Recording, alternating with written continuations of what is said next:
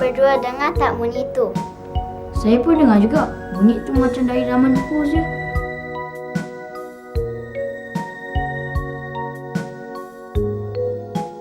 Jom kita pergi tengok.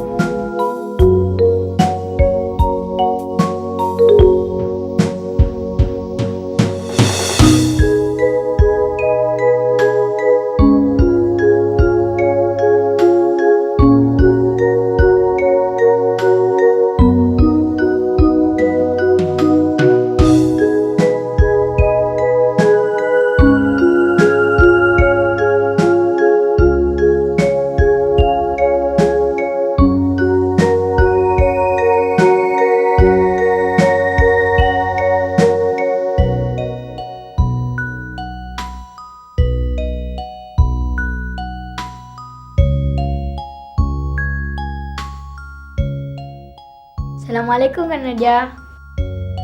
Waalaikumsalam. Jumpalah duduk.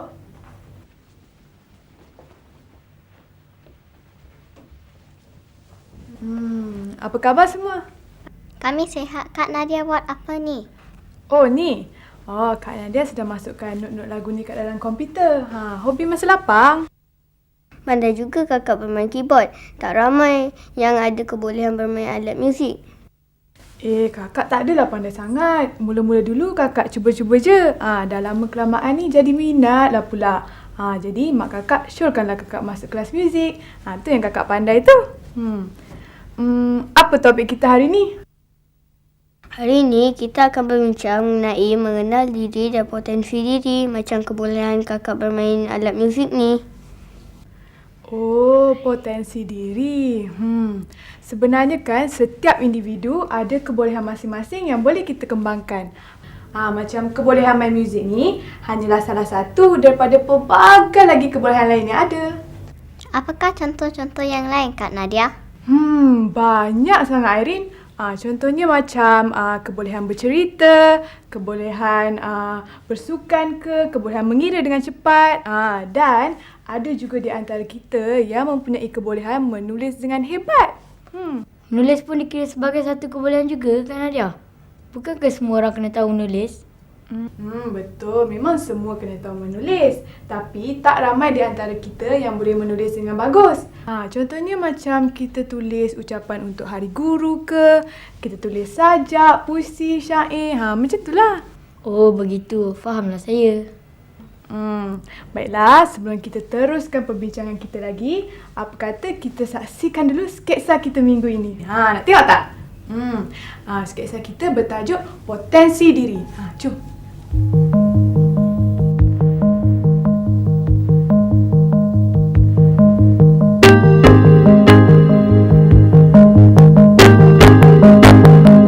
Episod kali ini mengisahkan Ashraf, seorang pelajar yang mempunyai latar keluarga yang sederhana. Ayah Ashraf bekerja sebagai peniaga gerai makan.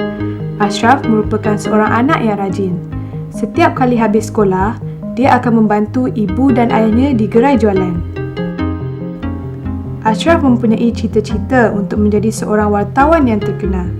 Dia mempunyai impian untuk pergi ke seluruh dunia dan menulis berita tentang pemimpin-pemimpin terkenal di setiap negara.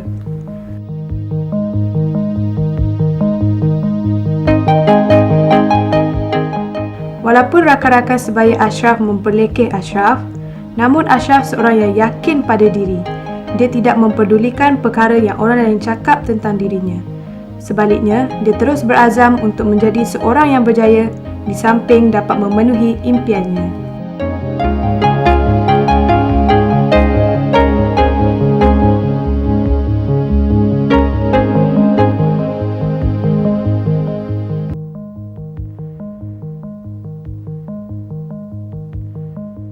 Beginilah sikap Ashraf.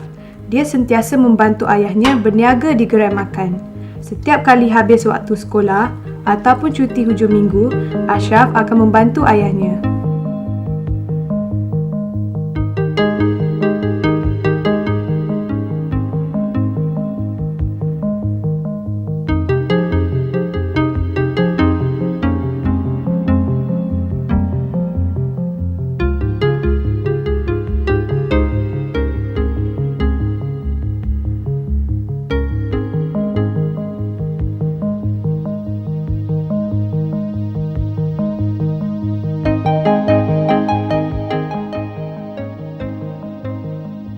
Walaupun Ashraf mempunyai cita-cita untuk menjadi seorang wartawan yang terkenal, namun dia juga merupakan seorang murid yang pemalu.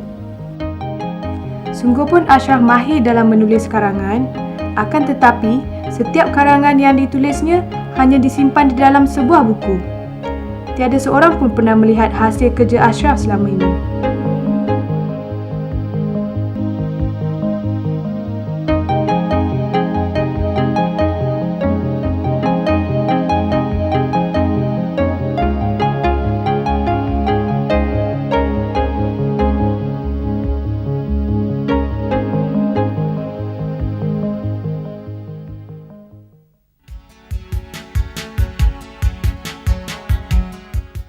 Salim merupakan kawan sekolah Ashraf. Berbeza dengan Ashraf, dia agak nakal di sekolah mahupun setelah habis waktu sekolah. Pada suatu hari, Salim telah datang mengajak Ashraf untuk bersama-sama pergi ke kedai permainan video. Ashraf menolak pelawaannya dengan memberi alasan bahawa dia kena membantu ibu dan ayahnya menjaga gerai. Salim telah ternampak buku yang sedang ditulis oleh Ashraf dan merancang sesuatu untuk mengambil buku tersebut. Ashraf, apa yang awak tulis dalam buku tu? Dah lama saya lihat awak asyik berkeping dengan buku tu. Apa yang istimewa sangat? Tak ada apa-apa yang istimewa. Boleh bagi saya tengok? Tak perlulah, lagipun tak ada apa-apa. Oleh sebab Ashraf menolak permintaannya, Salim telah merampas buku tersebut dari tangan Ashraf. Sayangnya ketika hendak melarikan diri, Salim telah terlanggar Cikgu Hisham yang kebetulan lalu di tempat dia melarikan diri. Buku yang dirampas itu telah terjatuh. Apa yang awak buat ni? Sampai saya pun awak tak nampak. Tak ada apa-apa, cikgu. Cikgu Hisham telah mengambil buku yang tercicir itu dan melihat nama Ashraf di hadapannya. Cikgu Hisham sedar bahawa Rosli dan Salim mungkin telah merampas buku tersebut daripada Ashraf dan melarikannya.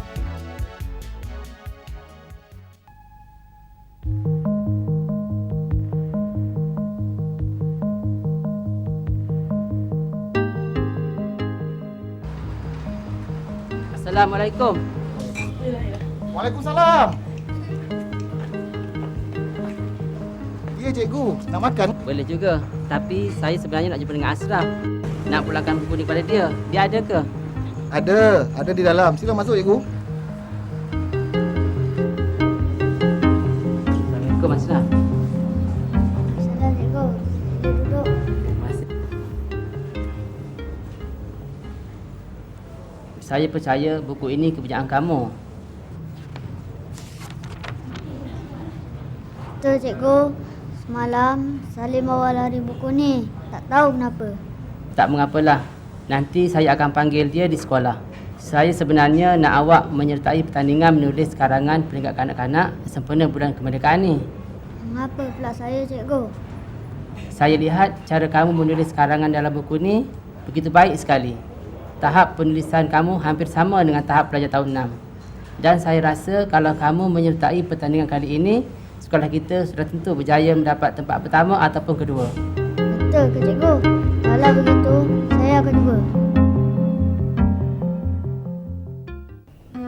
Baiklah adik-adik. Macam mana dengan drama tadi? Sudah tentu adik-adik nampak bagaimana Ashraf yang pada mulanya dia tidak menyedari akan potensi yang ada pada dirinya. Akhirnya dia sedar bahawa dia mempunyai bakat menjadi penulis yang hebat. Kak Nadia, kalau saya berada di tempat Ashraf tadi, saya akan berterima kasih kepada Cikgu Hisham kerana dia telah membantu saya menyedari bakat yang saya ada. Sebenarnya kita juga boleh mengetahui bakat yang ada pada diri kita melalui ibu bapa kita ataupun kawan-kawan kita yang lain. Dengan mengetahui bakat yang ada pada diri kita, insya-Allah satu hari nanti kita akan menjadi seorang yang berjaya. Tapi kita mesti ada sifat-sifat lain juga untuk menjadi orang yang berjaya. Betul tak, Kak Nadia? Betul tu Arjun. Kalau kita lihat contoh drama tadi, siapa boleh bagi tahu akak apakah sifat-sifat positif yang ada dalam drama tadi? Ashraf seorang budak yang bertanggungjawab. Dia selalu menolong ayahnya. Tidak membazir masa, pandai berjimat cermat. Lagi? Tidak mudah terpengaruh dengan rakan-rakan. Kalau sifat-sifat negatif pula ada? Ada pemalu tapi bukan pada tempatnya.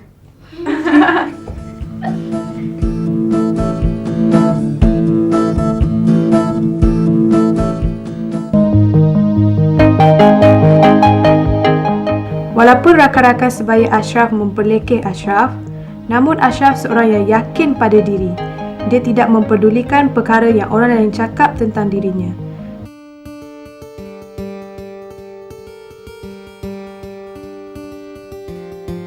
Beginilah sikap Ashraf.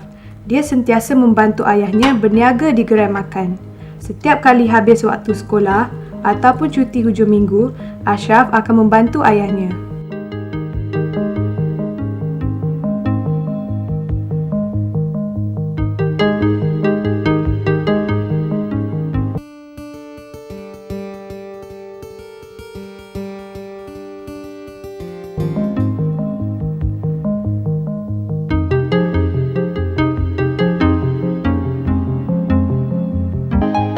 Walaupun Ashraf mempunyai cita-cita untuk menjadi seorang wartawan yang terkenal, namun dia juga merupakan seorang murid yang pemalu.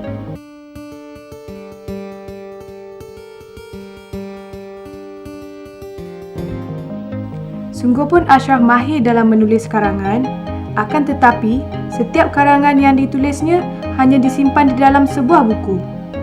Tiada seorang pun pernah melihat hasil kerja Ashraf selama ini.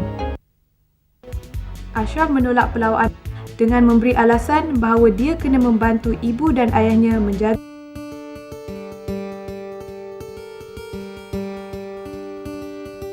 Salim telah ternampak buku yang sedang ditulis oleh Ashraf dan merancang sesuatu untuk mengambil buku tersebut.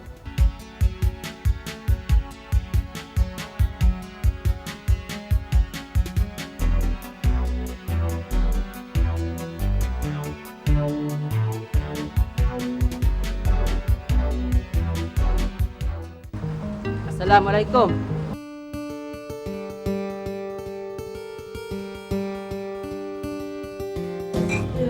Waalaikumsalam. Ya cikgu, nak makan ke? Boleh.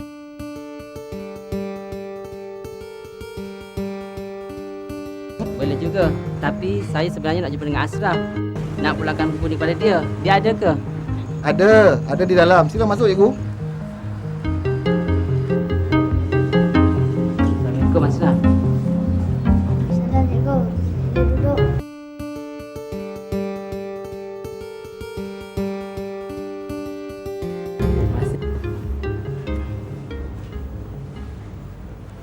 Saya percaya buku ini kepunyaan kamu.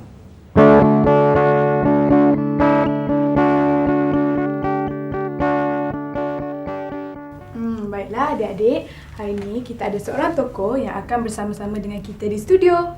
Tapi tokoh ni hanya akan bersama dengan kita melalui talian internet sahaja. Canggih tak? Dengan teknologi yang kita ada sekarang ni, kita tak perlu lagi menjemput tokoh kita ke studio. Cukup sekadar kita berhubung dengan dia melalui internet. Jom kita tengok.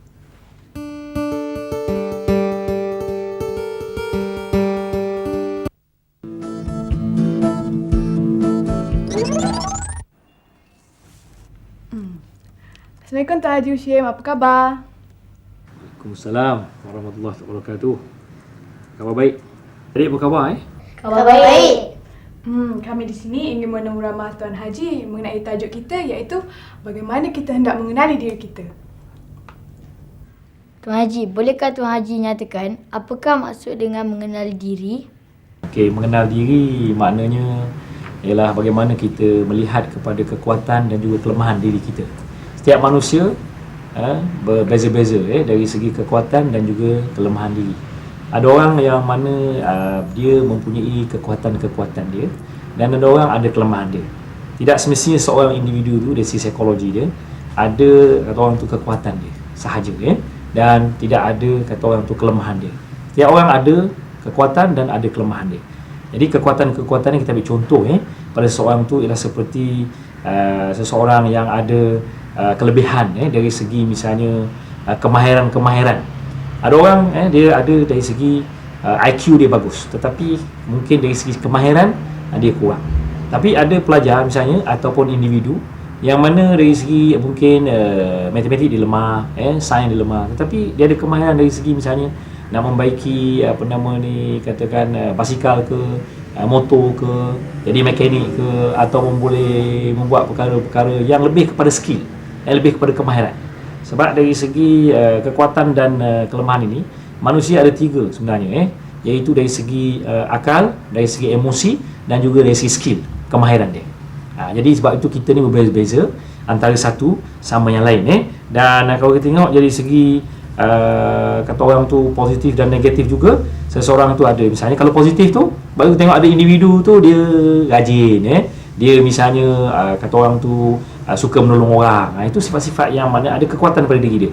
Tetapi yang negatif pula pada diri dia, kemungkinan dia susah untuk kata orang tu bekerjasama dengan orang, susah nak menolong orang dan sebagainya. Dan ini yang kita katakan iaitu kekuatan dan kelemahan diri. Kalau kita katakan bahawa setiap orang ada kelebihan dan ada kelemahan dia dalam dari segi kekuatan dan juga kelemahan tadi. Jadi ini setiap orang adalah perkara ni, dan kita dalam menerima hakikat ni bahawa kita semua ada kelebihan dan ada kelemahannya. Tuan Haji, bagaimana kita hendak mengatasi sifat-sifat yang negatif dalam diri supaya boleh menjadi orang yang berjaya? Kita lah pertama sekali iaitu mengenal pasti atau mengetahui apakah kelemahan-kelemahan yang ada dalam diri kita.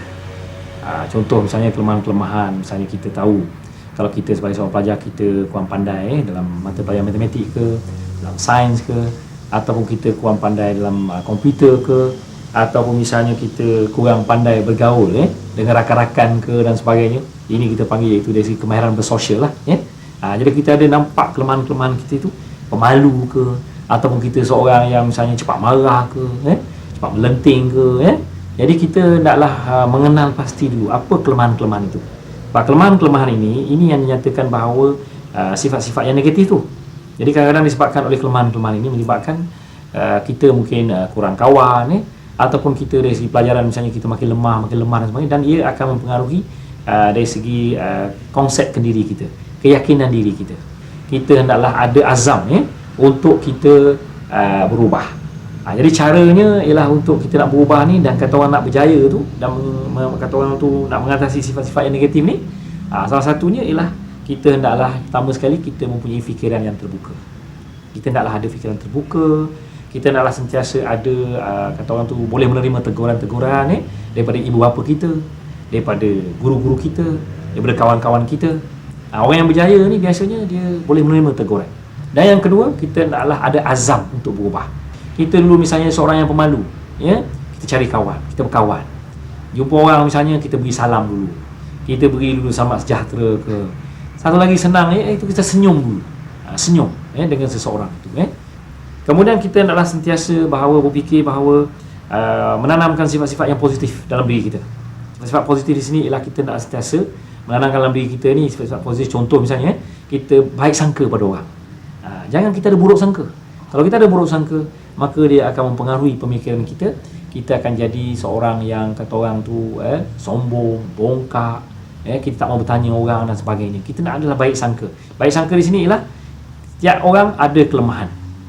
Tuan Haji, bolehkah Tuan Haji nyatakan apakah ciri-ciri pelajar yang cemerlang? Okey, kalau kita lihat dari segi kecemerlangan, kalau kita tengok definisi kecemerlangan itu sendiri, mana cemerlang ni maknanya seseorang yang mencapai satu standard dalam peperiksaan, contoh dia dapat markah A, ataupun misalnya dia dapat misalnya markah yang lebih daripada 80%, maka itu kita panggil cemerlang. Cemerlang di sini maksudnya ialah seseorang itu maknanya bukan saja cemerlang dari segi akademik, nampak tu, kecemerlangan dari segi sosial, dari segi kemahiran hidup, maknanya secara keseluruhan lah kecemerlangan itu. Jadi bagaimana nak cemerlang? Ini penting ni, iaitu seorang tu naklah kata orang tu menggunakan kelebihan-kelebihan yang ada dalam diri dia. Setiap kita ni kita dah tahu tadi bahawa setiap orang tu ada kekuatan, ada kekuatan. Tapi kebanyakan kita ni kita tak tahu potensi kita, bakat kita, kita sebagainya. Maka kita naklah pergi sekolah dan kita masuk persatuan-persatuan badminton, persatuan misalnya sukan dan sebagainya. Di situlah kita memperkembangkan bakat kita yang ada. Maknanya kita pergi kepada satu kata orang tu persaingan yang sihat, dengan rakan-rakan sebaya kita. Kalau kita belajar, seorang pelajar, kita naklah mempunyai cara-cara belajar yang betul. Bagaimana kita nak membahagi masa belajar. Bagi bahasa kita belajar macam mana. Kemudian bahasa belajar ni mana? Di sekolah macam mana? Di sekolah misalnya kita belajar daripada pagi sampai ke petang. Contoh ataupun kita misalnya di rumah macam mana kita nak belajar. Jadi cara-cara belajar ni pun akan mempengaruhi seseorang itu untuk menjadi cemerlang. Kesimpulan di sini kita lihat untuk menjadi pelajar-pelajar yang cemerlang ini ialah seseorang itu hendaklah yang pertama sekali menggunakan kelebihan-kelebihan yang ada pada diri dia, dan yang kedua hendaklah sentiasa mempunyai cara yang betul untuk belajar. Ini sangat penting dalam kehidupan kita sebagai seorang pelajar yang cemerlang.